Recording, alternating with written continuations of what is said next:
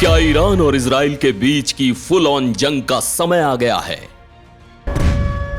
एक ऐसा अटैक जिसने ईरान को हिला कर रख दिया। ईरान पर अटैक के बाद बोले नेतन्याहू, सटीक और शक्तिशाली हमला। खामेनेई ने दिया जवाब, इजराइल ने गलती कर दी। क्या इजराइल के ताकतवर स्ट्राइक के बाद ईरान चुप बैठेगा?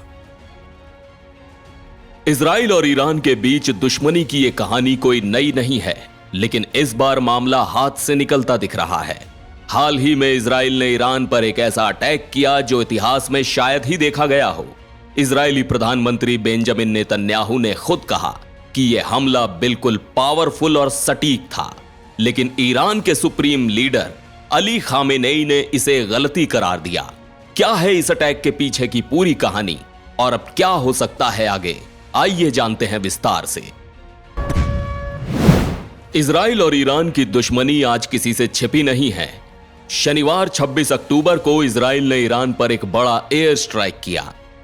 इजराइल के प्रधानमंत्री बेंजामिन नेतन्याहू ने कहा कि यह अटैक ईरान पर उनकी जवाबी कार्रवाई थी, जिसमें इजराइल ने ईरान के कई स्ट्रेटेजिक मिलिट्री साइट्स को निशाना बनाया।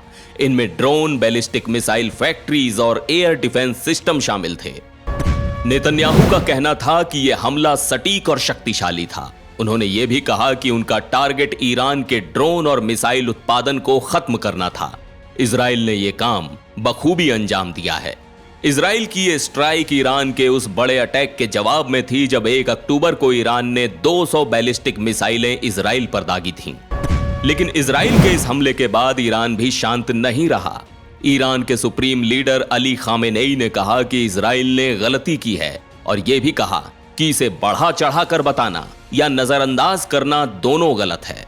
खामेनेई ने यह भी साफ कर दिया कि ईरान की प्रतिक्रिया जल्द ही तय की जाएगी, लेकिन यह कदम सोच समझ कर उठाया जाएगा।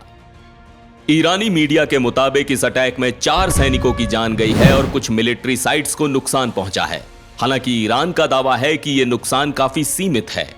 वहीं ईरान के पार्लियामेंट स्पीकर मोहम्मद बागेर गालिबाफ ने कहा कि ईरान अपने आत्मरक्षा के अधिकार के तहत निर्णायक जवाब देगा और इजराइल की हरकतों को एक और फेलियर बताया। दूसरी ओर इजरायली रक्षा मंत्री योआव गैलेंट ने कहा कि यह हमला सटीक, घातक और चौंकाने वाला था, जिसने इजराइल की ताकत और इरादों का स्पष्ट संदेश दिया है।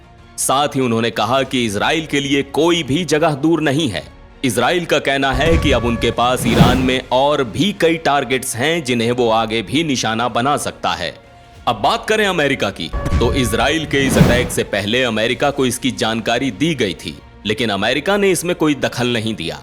दरअसल अमेरिकी प्रशासन इजराइल से पहले ही कह चुका था कि वो न्यूक्लियर या ऑयल साइट्स पर अटैक ना करे। ईरान और इजराइल के बीच ये तनातनी आने वाले दिनों में और बढ़ सकती है।